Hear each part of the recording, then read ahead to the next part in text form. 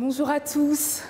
Les étudiants de l'Athénée Royal Marguerite Bervoet ont le plaisir de vous présenter un court-métrage réalisé sur l'évolution du Festival du film, de son commencement à aujourd'hui. Pour ce faire, nous avons la chance de rencontrer des personnes qui ont aidé à ce que le festival perdure. Qu'est-ce qui, à l'époque, vous a donné envie de vous lancer dans le festival? En fait, ça ne démarre pas vraiment d'une envie, c'est plutôt une opportunité.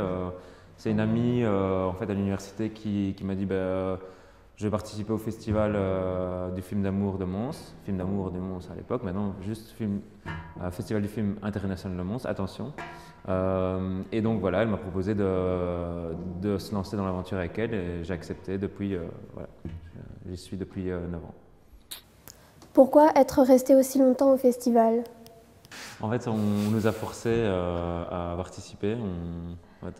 Chaque année, on nous laisse sortir 11 mois, c'est ça? Et oui, après ça. Le temps du festival, on nous réenferme pour nous obliger à participer au festival. Ouais. Mais sinon, plus sérieusement, en fait, je pense qu'on a tous les deux eu la piqûre. Enfin, il y a beaucoup de membres de l'équipe qui ont eu un peu la piqûre du festival, parce que voilà, c'est une grande famille. C'est une grande famille. Le festival, c'est une grande famille. Il faut savoir que c'est toujours le moment de l'année où on se retrouve tous ensemble, où on voit des gens qu'on n'a pas toujours l'occasion de voir pendant les 11 mois qui sont entre coupes qui habitent à l'étranger. Le festival, ou qui habitent à l'étranger, certes. Donc c'est vraiment bien de tous se retrouver ici pendant une semaine et de partager ce moment ensemble. Quel est, selon vous, un bon critère de réussite pour le festival? Il faut, je pense pour revenir peut-être à la question précédente, il faut une équipe qui se connaît bien et qui se fait confiance aussi. Et voilà, je pense que c'est extrêmement facile. On reprend 11 mois plus tard là où on était arrivé. Et dès le premier jour, du fait que toute l'équipe se connaisse, on sait ce qu'on a à faire dès le premier jour. Donc c'est très facile. Même si le festival n'a pas gardé son nom d'origine, la thématique reste la même. Pouvez-vous nous en parler? Pour ma part, en tout cas, moi j'avais été stagiaire au Plaza à l'époque du Festival du film d'amour de Mons.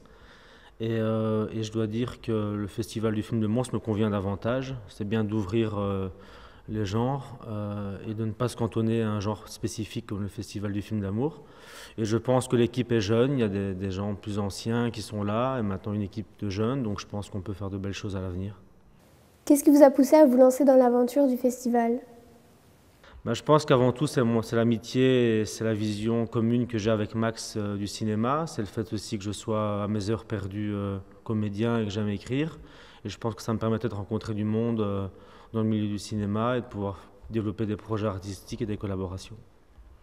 Pouvez-vous nous parler des changements que vont opérer la nouvelle équipe du festival? Pour ma part, je pense qu'on va apporter un peu de sang neuf et un petit peu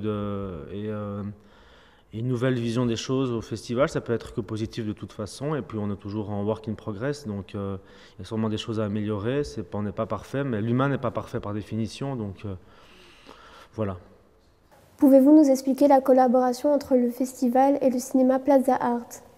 Je crois que c'est complémentaire entre, d'une part, un cinéma d'auteur qui est de plus en plus difficile à concevoir et à produire en Belgique, et avec des films plus gros budget, d'une infrastructure plus lourde comme Imagix, mais les deux sont complémentaires. Je veux dire, on ne peut pas se passer d'un support technique comme Imagix, on ne peut pas non plus nier le cinéma d'auteur et ce que fait le Plaza et le dynamisme qu'ils mettent avec peu de moyens aussi. Voilà, je pense que tout le monde peut s'y retrouver et que le cinéma d'auteur, par définition, l'art touche tout le monde. Et donc, ça serait réducteur de dire qu'on va évincer un certain type de public.